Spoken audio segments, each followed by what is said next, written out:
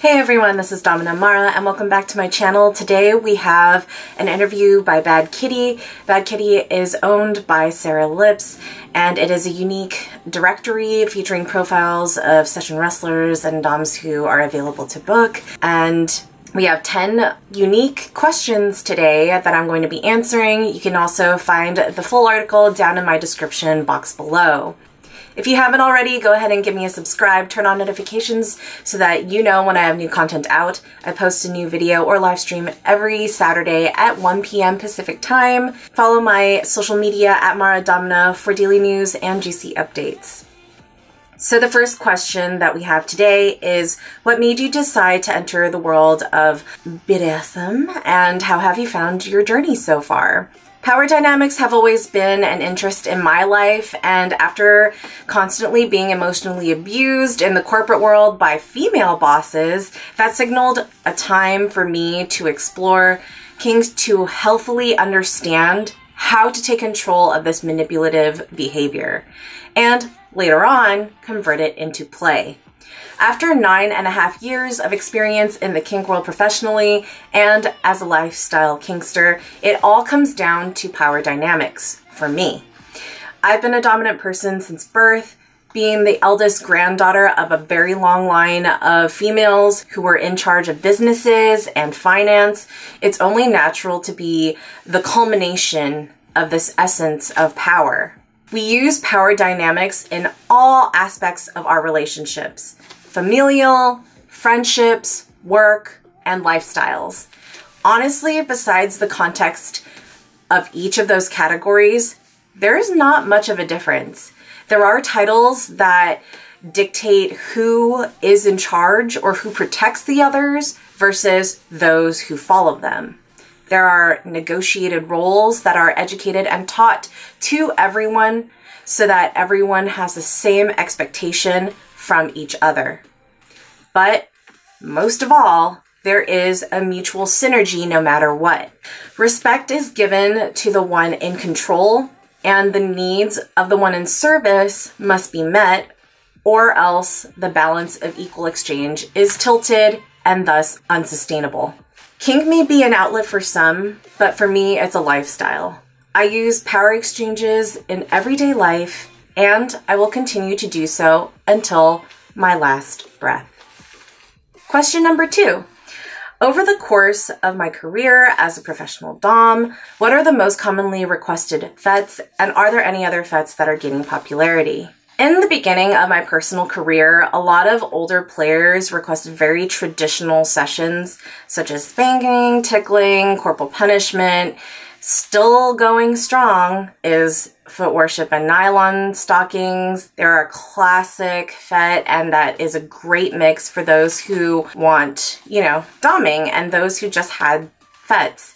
After touring the United States, I found that different cities have more fets than actual subs. Fets who want their specific interests fulfilled, and more feminization emerged around halfway through my current timeline and exploded. There are a consistent amount of requests for golden and brown, which the latter I do not offer live. Subs are my favorite to play with as they pretty much give me free range after giving me a list of 2 to 3 hard limits and allow me to play naturally depending on my whims and mood. Internationally, I feel like as shibari and kimbaku, Japanese rope tying, is getting more and more popular in the Western world, I'm seeing a lot of people requesting to learn, and more venues are putting performances on dedicated to this art. Question number 3. Do you have an interesting story, maybe something humorous, that has happened during a session? It's really rare to have funny moments in a scene that's so sensual and or strict. So when they do happen, I feel like these moments are really cherished. I was in a double dom session and the sub was on his back on a leather padded cage. He hadn't released all week. I don't remember if it was since his booking with both of us 3 weeks prior, but it was at least a week without release. We were teasing him while he was edging. He warned us that he was close, and then when we told him to climax, he squirted over his head and past me at the end of the cage. The dom who was at his feet giggled while asking if I was okay walking over, and I blinked back to reality, laughing at how impressive that was. We made him crawl over to clean the floor when he could stand again. He felt terrible and kept apologizing. We said that it was fine and we had a great laugh. We told him that he was lucky he missed me because he could have been punished really harshly if he got on me without permission, even if it was an accident. That was fun. Question number 4. What advice would you give to a beginner who is looking to experience their first session with you? Read my website very carefully. All of the information on there has a purpose. I do not like repeating myself, and it shows when someone new has read the pages that I wrote. Examples of great behavior are only suggesting fets we both are aligned in, how they prepare my tribute to my liking, and submitting a booking form with the deposit and all corresponding information that I need to know. Additional things that a newbie can do to impress me is read my testimonials, watch my YouTube videos for do's and don'ts, as well as schedule a meet and greet or my classic dining experience before play to break the ice outside of the play space. A nice reflective email and or a positive review on any or all of the sites that I'm featured in with my permission after the session is always appreciated. Tips and gifts sent for a wonderful time are always noted as above and beyond. Question number 5. How do you relax after a hard day? What are your hobbies and interests outside of your job? I absolutely adore experiencing unique fine dining just as much as cooking a multi-course meal with friends and subs. Besides enjoying good food together, I love going to music events. I have a talented group of friends who are in bands or who DJ to the niche music that I'm into. I spin fire and perform regularly for variety shows and for festivals, and I also enjoy performing kink on stage. Since stage performance is a limited time frame, a short scene that portrays my skills is another way to have fun with BDSM, sometimes simultaneously with fire, in a party environment to music without being too serious. Travel is a luxury, and I'm lucky that I get to work and play at the same time. When I go somewhere new, I always have to visit a tourist landmark, then balance that out with a local spot. I need to experience the kink scene at an event or perform at the party. And of course, try all sorts of cuisine from casual to Michelin star, accompanied by innovative cocktails or global wines. My classic package applies wherever I go, and this is a great way for those who want to get to know me a little and connect over a meal before playing together for the first or 10th time. Question number 6. What is the best and worst part of your job? The best part of being a dom is that I get paid to do what I love, and it is self-sufficient by making my own administrative and marketing means. I've been exposed as an artist with far more reach than I could have without kink. I mentioned traveling previously. Not only has my art reached international waters, but I also have been able to fly to new lands and sail to different seas because of this job. I'm incredibly grateful. The worst part of this type of job is that the hustle is real.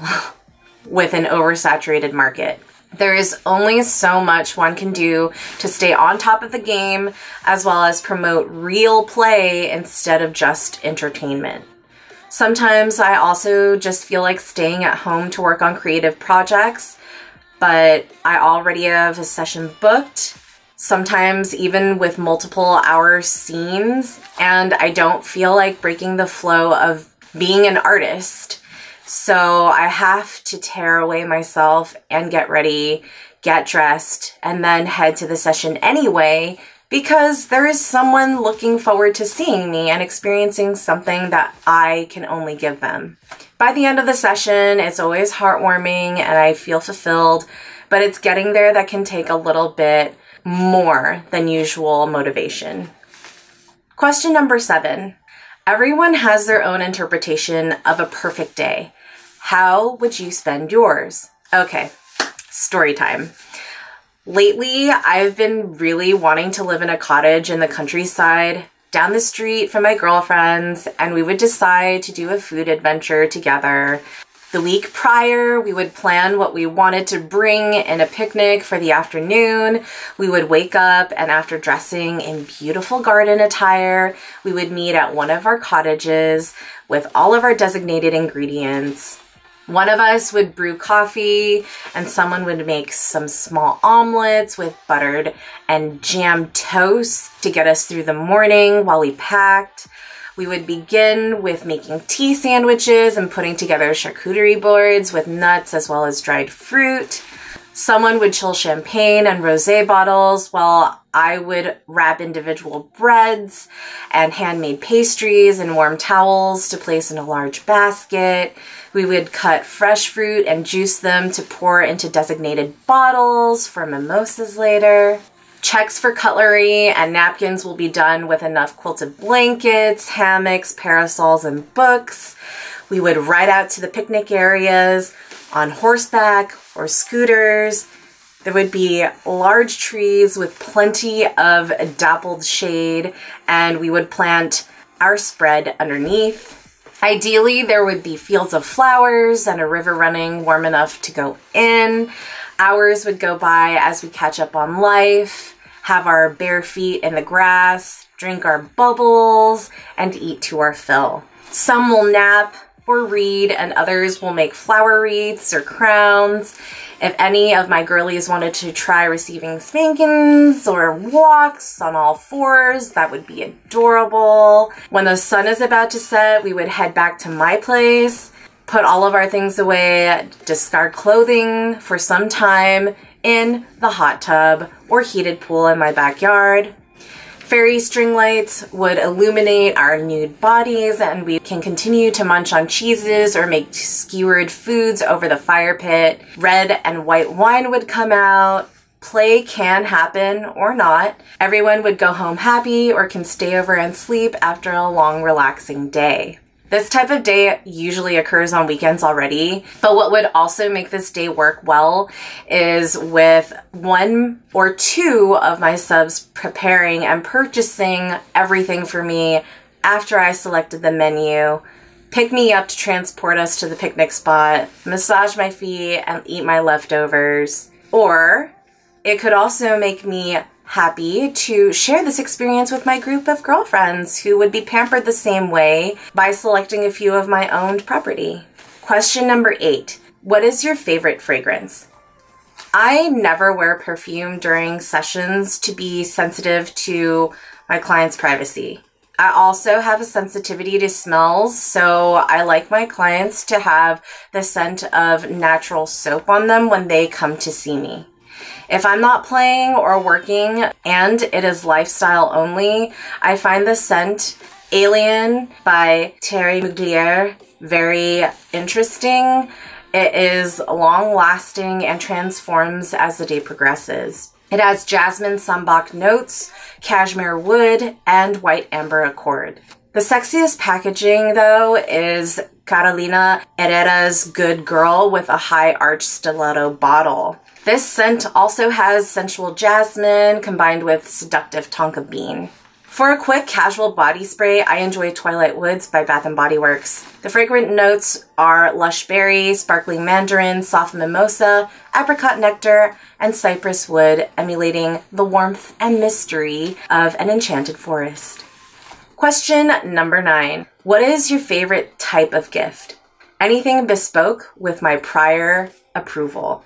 I have a lot of design ideas for leather dresses, thigh-high boots, lace hats, and sparkling accessories, being an artist and dom. One-of-a-kind pieces are much more appealing to me than purchasing something someone else could have. If I'm not seeking anything material at the moment, you can't go wrong with dining certificates to my favorite places or new restaurants of my choosing. Lastly, gift cards to fund my groceries or skincare routines are always welcome. Question number 10. What is your favorite food? Sushi. I will never tire of different ingredients individually prepared, raw, mixed, and matched with or without rice. You can even make it into a pizza if you wanted to. Sauces add a completely different dimension to these bites, as well as a sprinkle of certain salt, wasabi, or ginger. A simple concept can infinitely be complex, and I'm here for it. The most interesting traditional Japanese sushi I had was a sheet of squid that was so thinly sliced that it was opaque and almost transparent. It had around 200 knife scores to make it tender and hold the flavors as it melted into the rice. Purely exquisite without tasting anything like fish.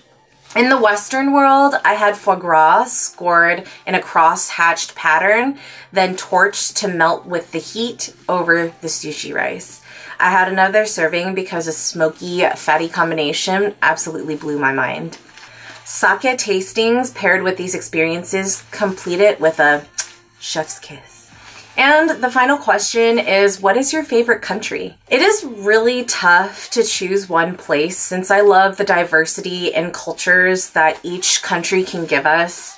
Each country represents something specific they are skilled in. For example, France is great for couture, fashion, frivolous architecture, and baked products.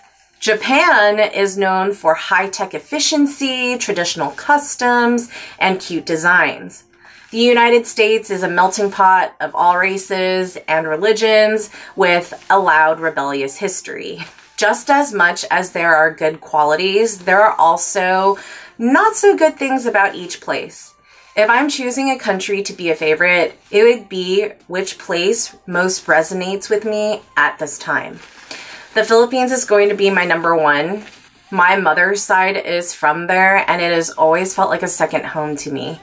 I come from a privileged family, and through my family's hard work, I was able to experience the best of what the city and resorts have to offer. The people there are genuinely friendly and actually care for their fellow human. They have beautiful voices, and the food is a mix of native, Eastern, and Western. The humidity is bearable, and the weather is generally great for your skin. Proximity-wise, it is close to many other Asian countries, and although it is still far from Europe, travel is accessible. I still have family there, and although kink is taboo, there is a lot of interest. Thank you for joining me on my 10 new questions with BadKity. If you like this video, give it a thumbs up, share it so that others can learn more about the life of a dom.